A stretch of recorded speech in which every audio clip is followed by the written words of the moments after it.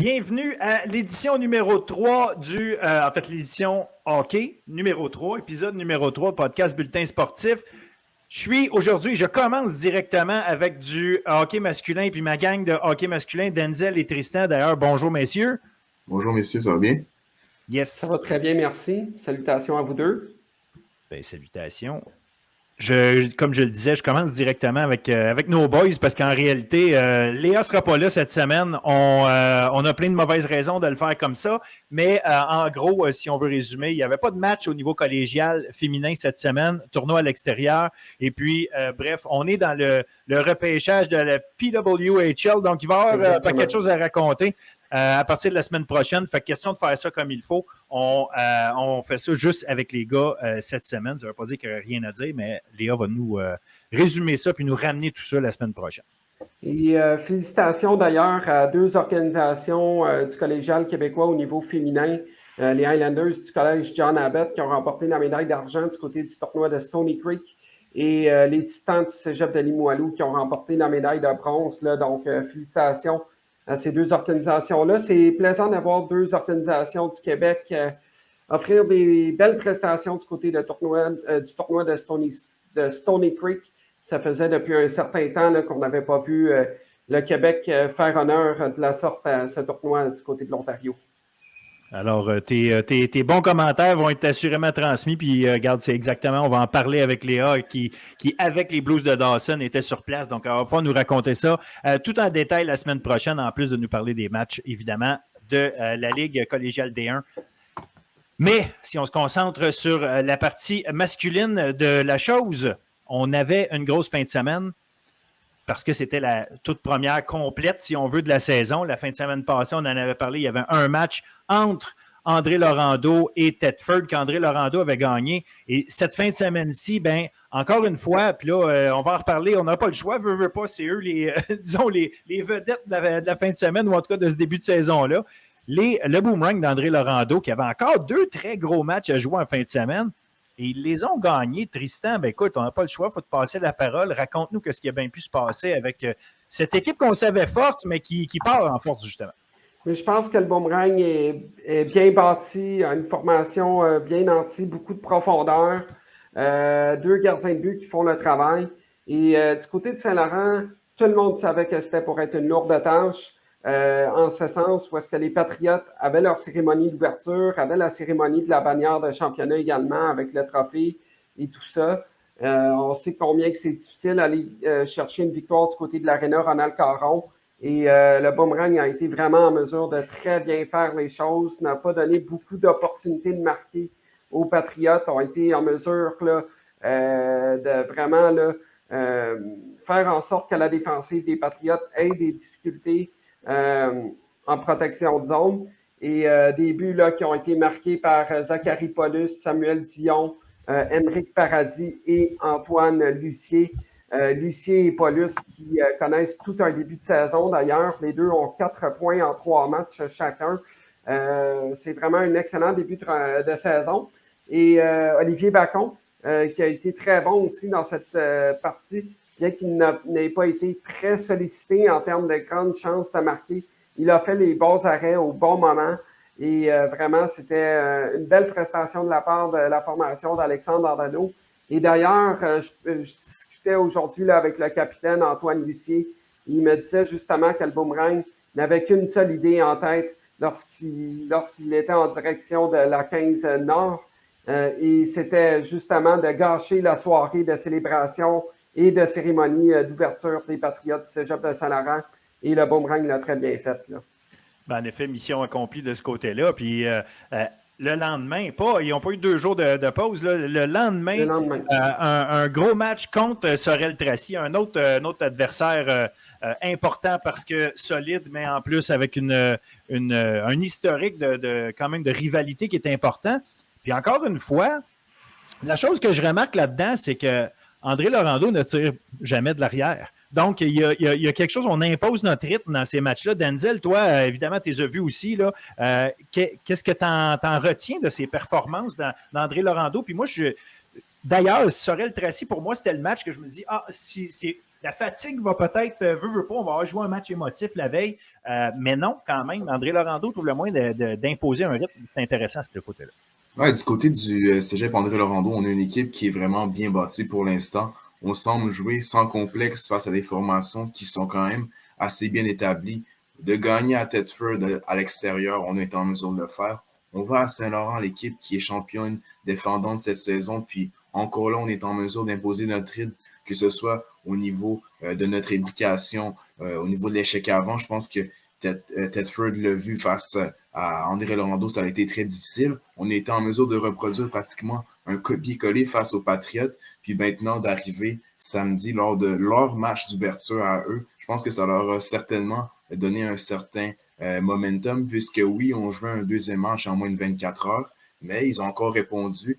On voit ils ont une équipe qui est capable de déranger l'adversaire, puis les additions qu'ils ont fait, malgré le fait qu'ils ont encore 12, voire même 13 vétérans qui sont de retour, tout le monde adhère au plan de match d'Alexandre Dandonneau. Puis de voir même le Boomerang bien performer avec l'absence d'un Daniel Milozerny, je pense que c'est de bon signe. Tout le monde contribue. Puis devant le filet, même si on a un duo de gardiens de 17 ans, on est en mesure de les supporter parce qu'on marque quand même beaucoup de buts. On a déjà marqué 14 buts en 3 matchs face à des équipes qui ont des très bonnes défensives. Donc, je pense que c'est une mission accomplie pour l'instant. Puis ça donne le ton là, au Boomerang pour ce calendrier parce qu'il termine ces 3 matchs en étant premier au classement général. Et c'est beaucoup de profondeur, beaucoup d'intensité dans le style de jeu. Et dans le match contre les Rebelles, là, c'était vraiment un très bon match de hockey. Le Boomerang qui a eu plusieurs bonnes opportunités de marquer. Mathieu Tessier qui a fait des très gros arrêts en deuxième et en troisième période. Et d'ailleurs, lors de cette partie-là, il y avait plusieurs étudiants athlètes des autres formations du Boomerang qui étaient présents, notamment des joueurs de rugby et des joueurs de la formation de Division 2. Et pour vous mettre un peu en contexte, dans l'équipe de rugby du Boomerang, il y a certains joueurs qui viennent de la culture de la France, qui ont joué dans des amphithéâtres quand même très hostiles. Et à chaque fois que Mathieu Tessier réalisait des gros arrêts, ça chantait « Merci Tessier ».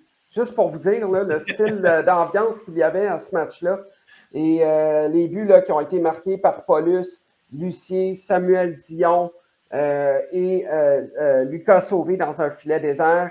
Vraiment, c'était un bon match de hockey. Et plusieurs anciens qui étaient là aussi. Des anciens du championnat de 2017. Je pense notamment à Olivier Lantagne, Francis Gervais qui était là également, Samuel Saint-Amour. Bref, plusieurs anciens qui étaient présents de différentes éditions. Et le Boomerang qui a vraiment là, offert une belle prestation. Les Rebelles qui ont tenté de revenir de l'arrière, mais ça ne fut pas assez. Et lors d'une certaine séquence, et ce qui a mené justement au deuxième but du Boomerang, c'était 2 punitions qui auraient dû être évitées de la part des Rebelles. D'abord, je m'explique. La première punition qui a été décernée, pour vous mettre en contexte, les Rebelles étaient en avantage numérique. Le gardien Tessier fait l'arrêt et Chad Prebzel donne un double échec directement dans le dos d'un joueur du Boomerang pendant un arrêt de jeu. L'arbitre lève son bras. On s'en va en 4 contre 4. Mise au jeu dans le territoire des Rebelles. Et en ce moment-là, mise au jeu qui est jouée, ça se joue dans le coin. Punition de rudesse contre les Rebelles. Donc 4 contre 3. Et après ça, le Boomerang en a profité pour gagner une mise au jeu. Belle passe pour Samuel Dion qui a tiré un laser dans le haut du filet.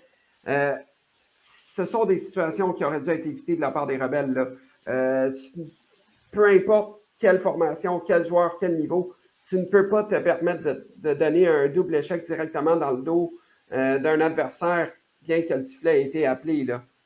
Ce sont des punitions qui se doivent d'être évitées. Mais ceci étant dit, ça n'enlève rien au brio justement de Léo Saint-Michel, qui a été très bon dans ce match-là. Donovan Côté également.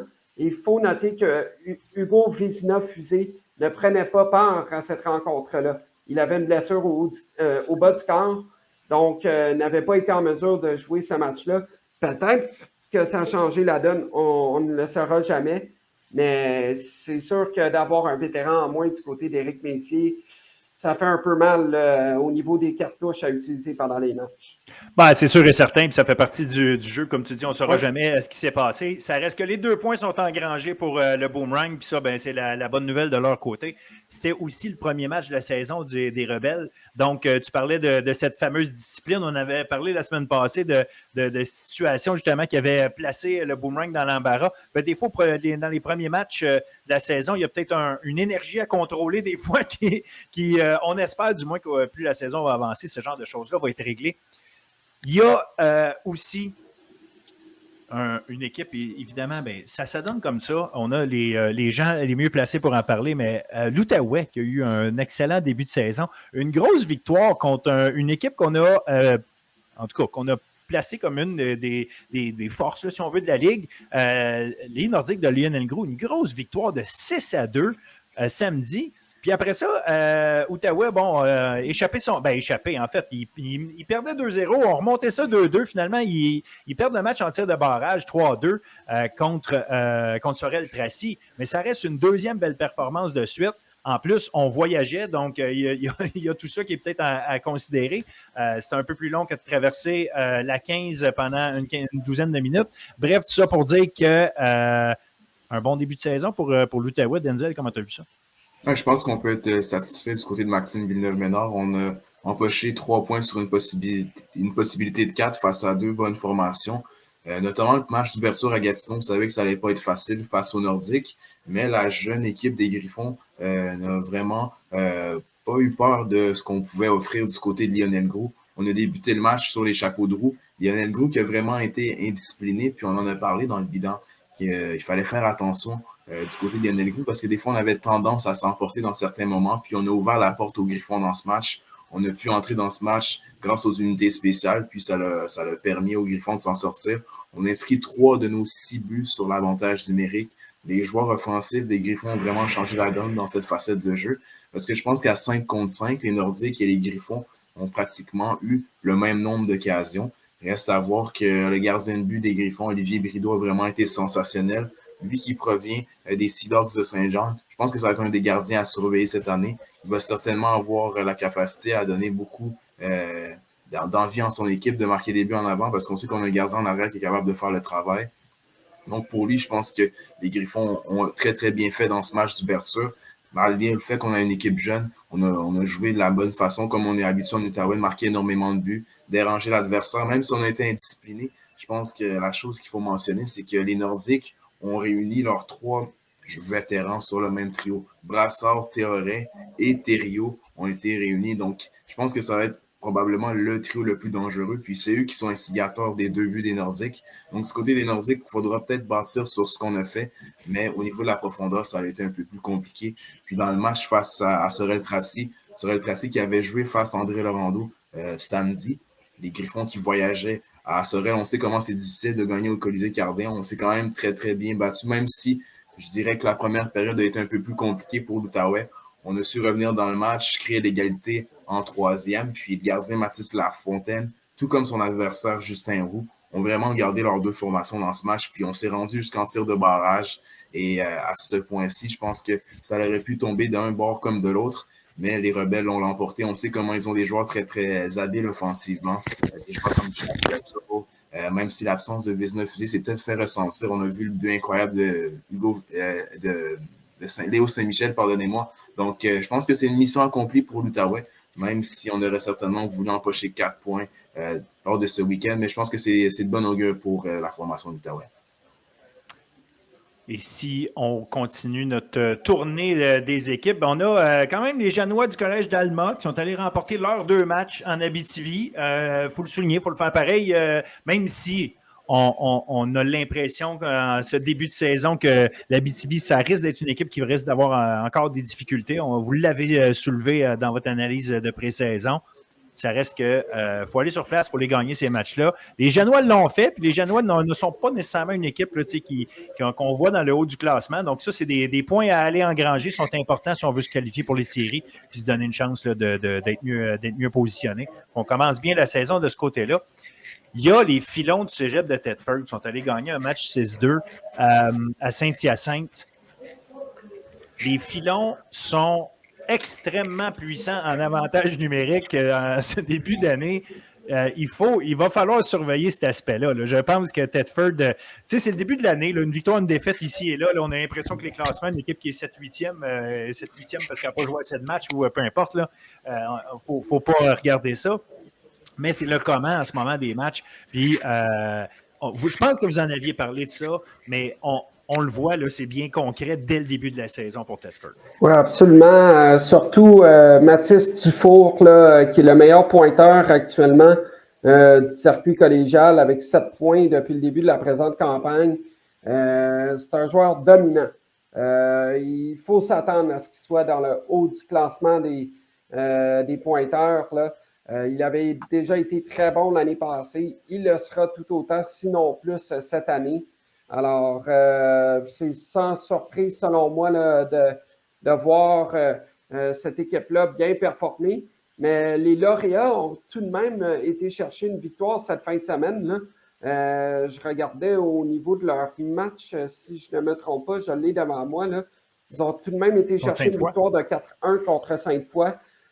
Donc, c'est tout de même 2 points de plus pour la formation de Gabriel Doyon, en sachant que le changement d'entraîneur s'est fait tardivement. C'est quand même positif à voir. Les Cuevas Belle-Île qui s'impliquent aussi du côté des lauréats. Ils connaissent un bon début de saison. J'ai hâte de voir quel sera le niveau de constance, toutefois, de ces deux joueurs, des jumeaux Cuevas Belle-Île. Et je pense que ça va être très intéressant du côté de Saint-Hyacinthe cette année. Oui, puis on remporte un match. Pour le début de saison, là, de ce qu'on voit. Du côté de Saint-Hyacinthe, on remporte un match face à Sainte-Foy. J'ai été un peu déçu du côté des dynamiques. Je pense qu'on marque seulement un but dans ce week-end-là. Oui, on s'est buté à Alexis Cournoyer dans le match numéro 1 face à Trois-Rivières, face au Collège La Flèche, pardonnez-moi, où est-ce qu'on ne marque pas de but face à Saint-Hyacinthe. On sait que c'est une équipe qui est un peu moins bien nantie. On n'est pas en mesure de marquer de but. Puis on en a seulement inscrit un dans ce week-end, puis c'est pas assez, même si c'est l'ancien des lauréats qui s'inscrit à la marque face à son ancienne formation, Étienne Blouin. Il va falloir qu'il y ait des joueurs qui prennent leur responsabilité au niveau de l'offensive de Sainte-Foy, parce qu'on a quand même perdu Samuel Morin, Tristan Dussault, Soren Ibacheboye. Donc, il va falloir remplacer ces éléments-là. Puis je pense que c'est ça qui fait mal en ce moment du côté de Sainte-Foy. Mais tu sais, tu dis ça, je trouve ça intéressant parce que moi aussi, sur le coup, quand je vois Sainte-Foy marquer un but en accord 17 à ses 2 premiers matchs, une équipe qu'on s'attend à voir créer beaucoup d'offensives, mais on ne peut pas dire qu'ils n'ont pas créé d'offensives. Ils ont tiré 91 fois en 2 matchs. Donc, visiblement, on crée quelque chose, on a la rondelle, on arrive à faire quelque chose. Il y a assurément une finition ou une façon de concrétiser là, qu'on va vouloir aller chercher. Mais on ne peut pas dire que c'est complètement des contre-performances ou quoi que ce soit là, du côté de Sainte-Foy. Il y a quand même, c'est pas du mauvais hockey qui est là, c'est juste que franchement, on n'arrive pas à faire scintiller la lumière, comme on dit. Exactement. Puis en même temps, sur ces 91 lancés, puis je veux amener une certaine nuance, là, il faut quand même voir le ratio des bonnes qualités d'angle de tir aussi. Là. Je pense que l'entraîneur-chef Philippe Tremblay va regarder ça de près, de voir quelles ont été les meilleures opportunités pour son équipe, où se sont déroulées ces chances de marquer là. Mais c'est sûr et certain que probablement qu'un manque d'opportunisme a sûrement nuit à la formation de Sainte-Foy. Donc, ça reste à suivre des bonnes prestations des gardiens adverses également. Donc, mais c'est quand même intéressant comme début de saison, Philippe, parce qu'il y a plusieurs jeunes gardiens de but de 17 ans qui ont obtenu des départs pendant la fin de semaine et qui ont offert des bonnes prestations. J'ai hâte de voir la suite. Je pense notamment à Samuel Lamarche du côté de Saint-Laurent qui a été chercher une victoire contre les Lions du Cégep Champlain-Saint-Laurent. Je pense à Bacon, je pense à Tessier également et aux autres gardiens de but de 17 ans qui ont obtenu des départs. C'était tout de même leur baptême de feu en fin de semaine. Et il y en a plusieurs qui ont offert des bonnes prestations pendant le week-end. Très bon point, vraiment intéressant cet aspect-là. Est-ce que la semaine prochaine, on a des matchs qu'on veut absolument surveiller, qu'il ne faut pas manquer pour justement, là, évidemment, le classement qui continue d'avancer devant nous, mais est-ce qu'il y a des matchs qui, pour vous, ont attiré votre attention?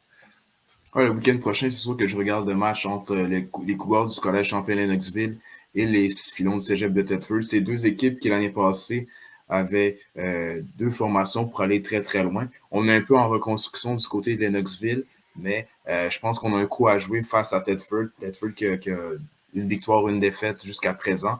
Donc, du côté de Lennoxville, on a remporté notre premier match ce week-end 4-2. Maintenant, reste à voir si on sera en mesure de jouer les troubles fêtes au centre Renaud Fournier, mais pour moi, je pense que Lennoxville est capable d'aller potentiellement engranger des points là, face à Thetford parce qu'on a une équipe qui est quand même bien nantie. On a quand même fait un beau résultat face aux Dragons du Collège de la Flèche, mais moi, j'apporte une attention particulière à ce match.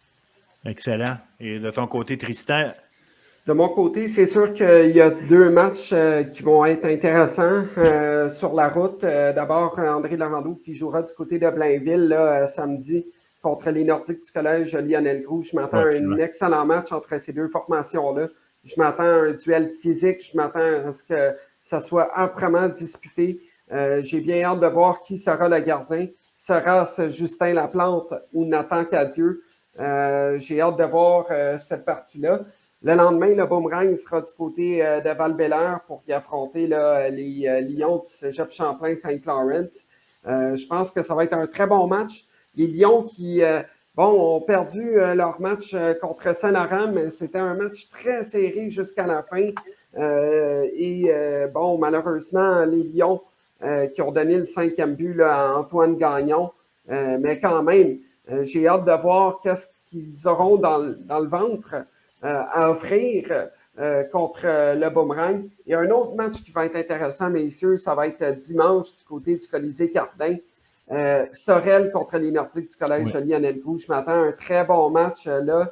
Je m'attends à ce que ça soit physique. Je m'attends à ce que les deux équipes veulent s'arracher les 2 points. Et je m'attends à ce que les Nordiques sortent un grand niveau d'adversité cette fin de semaine. Là. Parce que, oui, ça fut difficile contre les Griffons, mais je m'attends à ce que la formation de Charles Dupéry soit en mesure là, d'offrir quelque chose d'intéressant face aux autres formations là, du circuit contre qui les Nordiques vont jouer en fin de semaine. Là. En effet, je pense que vous ciblez probablement les matchs les plus, du moins que nos perceptions d'avant-saison nous donnent à penser qu'ils devraient déjà mettre en valeur ou en opposition des équipes qui devraient se rendre assez loin puis qui devraient se battre pour les hauts postes pendant la saison. Moi, je suis curieux d'un match qu'on va avoir, c'est entre Saint-Hyacinthe et Alma. Je le sais qu'Alma n'est pas considéré pour l'instant, mais j'ai hâte de voir ce que Alma est capable de faire en recevant Saint-Hyacinthe. Puis en même temps, pour moi, ça va être une occasion justement de voir si Saint-Hyacinthe est capable de continuer ce qu'ils ont fait en fin de semaine dernière. Est-ce qu'on est capable d'aller chercher un momentum là? C'est pas une mauvaise formation là, qu'on a à Saint-Hyacinthe, malgré tout, là, malgré le fait qu'on parlait du bassin et ces choses-là. C'est pas une mauvaise équipe, puis c'est une équipe qui pourrait peut-être en profiter là pour se créer justement une bonne base là, pour les prochaines semaines à suivre. Donc, ça peut être intéressant. Puis comme je dis, Alma, on ne sait jamais. Moi, je pense que c'est encore pour moi une équipe avec un peu énigmatique là, au sens où il y a des points d'interrogation là, sans les voir comme une équipe de haut classement pour le moment. Ça reste une équipe qui m'intrigue beaucoup. Pour moi, personnellement, j'ai beaucoup de points d'interrogation encore avec ça. Fait que j'ai hâte de voir là, ce que ça va donner dimanche prochain. Et un autre duel intéressant aussi, Alma, Champlain-Saint-Laurent, formation de Québec contre la formation des Janois. Je pense que ça va être quand même intéressant ce match-là, en sachant que les Lions là, vont vouloir s'ajouter des points en banque. J'ai hâte de voir à quoi aura l'air la formation de Pierre-Cédric Labrie du côté de cette fin de semaine. Mais une chose est certaine, dans cette ligue, dans la ligue collégiale, peu importe qui s'affronte, on ne sait jamais qui va sortir de ce match-là avec la victoire. Je pense qu'on a droit à de l'excellent hockey et j'ai hâte de voir la suite des choses. Et du côté d'André Larandeau, quand même, il ne faut pas l'oublier, ça fait 3 matchs en ligne, 3 victoires de suite. Je ne veux pas être prophète de malheur, je ne veux pas mettre des attentes ou autres, Non, mais tu n'as pas le droit de toute façon d'être prophète de malheur. Exact. Tu sais. Exact. Mais si le boomerang est pour s'ajouter 4 autres points au classement, c'est quand même déjà une dizaine de points en banque en début de saison, bien que les équipes aient commencé plus tard. Là. Mais c'est plusieurs points, plusieurs matchs de suite là, de jouer. C'est une séquence sur la route, donc j'ai hâte de voir la suite des choses. Là. Le boomerang qui affrontera Lionel et Champlain-Saint-Laurent. Tu fais bien de le mentionner. Je pense qu'à chaque début de saison, chaque équipe qui est dans le haut du classement se doit d'empocher le plus de points lorsque vient le temps de le faire. Parce qu'on l'a vu l'année passée comment Alma avait débuté sur les chapeaux de roue, mais au final, ils s'étaient fait rattraper. Là. Ils n'avaient pas été en mesure d'aller chercher ce championnat de la saison régulière. Oui, on est seulement à 3 matchs, mais je pense qu'il y a des matchs importants qui se jouent dans les premières semaines. Puis on a beau jeu du côté d'André Dorando de vouloir aller chercher le plus de points. Je veux revenir sur le match entre les Lions et les Janois. C'est la reprise de ce match, de ce duel qu'on a vu en séries éliminatoires l'année passée. On a énormément de vétérans du côté des Lions, donc je suis sûr qu'on va vouloir venger notre défaite de la saison passée, même si certains des acteurs principaux ont quitté. Je pense notamment à Amérique Bussière. On est une équipe jeune du côté des Janois, donc du côté des Lions, je pense qu'on a un coup à jouer si on veut peut-être, pourquoi pas, venger cette défaite en séries éliminatoires face aux Janois. Absolument. Puis Alma, je réitère mon intérêt à les regarder aller. Puis je suis particulièrement curieux notamment avec le début de saison de Zach Boulian, 3 buts, 2 passes à ses 2 premiers matchs. Donc, ça va être intéressant de voir cette recrue-là continuer d'évoluer. Ceci dit, je vous dirais que, et d'après moi, vous l'avez déjà entendu, les entraîneurs vont vous dire, c'est un processus, tout ça. Oui, on va aller chercher les points. L'important, c'est d'arriver à son sommet, à son pic, de piquer au bon moment. Donc, évidemment, ce n'est pas en début de saison que c'est si important de le faire, même si les points à engranger ont autant de valeur que ceux de la fin. On ne veut pas en laisser échapper pour autant, mais ça reste que je ne pense pas qu'on va s'arrêter nécessairement aux performances pour se faire une idée complète de ce qu'on a. C'est beaucoup plus une question d'établir les bases pour après ça continuer et chercher les pistes d'amélioration. Parce que même André Laurando et Alexandre Dandonneau vont sûrement vous dire qu'il y a un paquet de choses à corriger en ce moment. Ça, c'est sûr. Ça, c'est sûr. Et, tu sais, je voulais le mentionner aussi. L'année passée, les Cougars du Collège Champlain-Lennoxville avaient amorcé la saison là, sur les chapeaux de roue avec une grande séquence victorieuse. Je ne me rappelais pas jusqu'à quel nombre de victoires consécutives que la formation de Stéphane Lebeau avait amassé l'année passée. Mais après Noël, c'était une toute autre paire de manches. Là. Ils avaient accumulé plusieurs défaites, bien qu'il y ait eu des blessés, des morceaux de la sorte. Là. Mais n'eût été du début de saison, les Cougars, là, on ne sait pas à quoi ils auraient eu l'air l'année passée. Et, non, c'est donc, ça. Ça fait partie du portrait général à la toute fin. Puis, c'est ça, effectivement, tu as raison. Puis, ce qui est intéressant en ce jeune début de saison, puis je regardais les provenances des joueurs, les buts qui ont été marqués. Plusieurs joueurs qui évoluaient dans le Division 2 auparavant se sont inscrits au pointage pendant la fin de semaine. On a vu Ryan Cronwall du côté de Champlain-Lennoxville, lui qui évoluait sous les ordres de Bruno Gladieux au niveau Division 2 chez le Boomerang. Il y a les Cuevas Bénil qui se sont inscrits au pointage. Ils étaient du côté de Saint-Laurent. Et là, maintenant, ils appartiennent au cégep là, de Saint-Hyacinthe. Il y a eu, Émeric Paradis.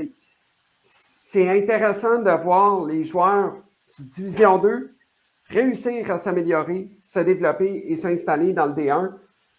Et il faudra surveiller un nom aussi du côté des Nordiques du collège Lionel Groux. C'était un des très bons joueurs du côté de l'école Mont-Saint-Gabriel là, sur la rive nord de Montréal, Zachary Jolette. C'était un des très bons joueurs au niveau M18 Division 1. J'ai hâte de voir à quoi il aura l'air cette année avec les Nordiques de Lionel Groux. Et d'ailleurs, son frère joue du côté d'André Laurando. Et je parlais avec le père en fin de semaine, puis il me disait, week-end prochain, quand l'équipe sera à Blainville, je pense que je vais m'installer au centre de la glace pour ne pas avoir de parti pris entre mes deux gars.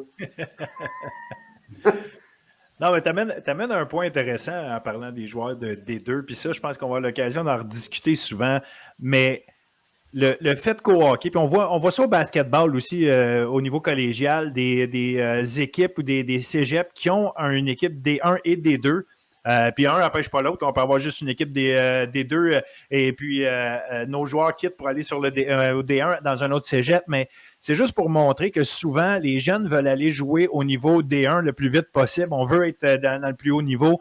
Mais des fois, une saison complète à avoir du temps de jeu de qualité au niveau des deux permet d'après ça de monter au prochain niveau en D1, être souvent encore plus prêt, même si on était dans l'environnement de l'équipe D1 avant, les joueurs qui arrivent du D2 ont une confiance, arrivent avec un autre type de bagage dans leur poche de hockey. Mais, donc, qui leur permet après ça de performer au prochain niveau. Le développement de chacun est différent, hein, fait qu'il ne faut pas non plus penser que quelqu'un qui entre au cégep au niveau des deux et catégorisé des deux qui doit y rester et qui ne pourra pas faire mieux, c'est complètement faux. D'ailleurs, les preuves, tu as mentionné quelqu'un d'autre, Tristan, je pense qu'on va en voir plusieurs cette année. Exactement. Puis également, je voulais en faire allusion, là, puis c'est en lien à ce que tu disais au niveau du développement. Dans un certain passé, tout le monde utilisait le mot coupure dans les communiqués de presse en parlant des joueurs là, qui sont retranchés des camps de différents niveaux. Là, cette année, le mot a complètement changé. Là. Ce n'est pas retranchement, ce n'est pas coupure, c'est réassignation. Et il faut le préciser. Ça peut sembler banal. Peut-être que certains vont penser que ce n'est pas pour offenser les jeunes, pour que ça ne soit pas un mot trop difficile à utiliser là, pour ces communiqués-là. Mais réassignation, il n'y a rien. Là. Ça se peut qu'un joueur s'en aille dans une autre ligue pendant 1 an et retourne dans une plus grosse ligue l'année d'après. Ça se peut, là. Et je voulais le mentionner parce que tous les chemins mènent à Rome. Peu importe ce qui va arriver, là, tous les chemins mènent à Rome. Là. Et je voulais le préciser justement, puis c'était en lien justement là, par rapport au développement des joueurs, Philippe, et je voulais en faire allusion justement au mot de réassignation. Là. Non, effectivement. Le hockey, c'est un sport de développement tardif. Puis au hockey collégial, on l'a vu cette année, le nombre de joueurs qui ont été en mesure de progresser à l'autre niveau. Juste de voir une histoire comme ça de Jacob Renovio qui va jouer sa saison recrue à 20 ans.